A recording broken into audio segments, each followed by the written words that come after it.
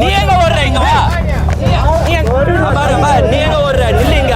இந்த வீடியோ நான் முதல் டைம் பார்க்கும்போது என்னடா அனில் குஞ்சு அங்க போய் கொலை மிரட்டல்லாம் வர்றான்னு தான் பார்த்தேன். என்னடா இவன் கத்தி எடுத்து சொரிக்கிறவன் சொல்றானேன்னு பார்த்தா அதுக்கப்புறம் தான் தெரியுது அவன் சொன்னது எதுக்குன்னு. இந்த பிரஸ் மீட்ல ரொம்ப நேரமா இந்த பையன் ஓரமா தான் நின்று இருக்கான். அந்த பக்கத்துல 2 பேர் மைக்க பிடிச்சு பேசிட்டு இருக்காங்க தெரியுமா. அவனுக்கு ரொம்ப நேரமா இப்ப கரூர்ல நடந்துச்சுன்னா 41 பேர் இறந்தாங்கல்ல, அதுக்கு ஏதோ சப்போர்ட் பண்ற மாதிரி விஜய்க்கு ஆப்போசிட்டா அகேன்ஸ்டா பேசிட்டு இருந்தாங்க. ஆனா இவங்கள பார்த்தா மக்களுக்காக பேசுற மாதிரி தெரியலையே.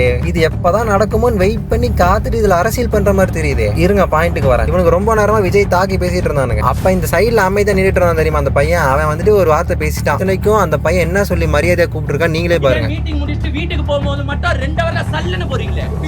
எப்படி சார் போறீங்க? பைக்ல போனாங்க சார். 2 ஹவர்ல போனாங்க சார்.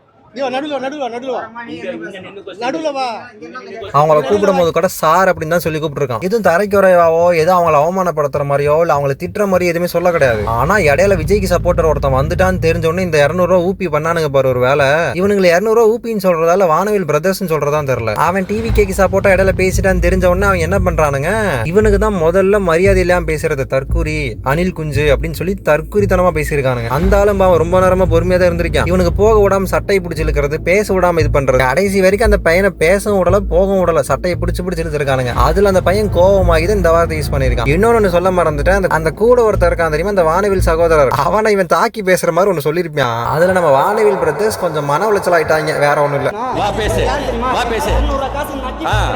இவனுக்கு ஒரு 2-3 மாசத்துக்கு முன்னாடி எங்க ஏரியால இருக்க பாருக்கு வந்தாரு. பாரு குடிக்க வந்தாரு. ஒண்ணு மேல போயிட்டு இந்த மாதிரி நடுவுல தளபதி இப்படி பண்றது இப்படி சொன்னாரு. நீங்க என்ன வந்தாரு.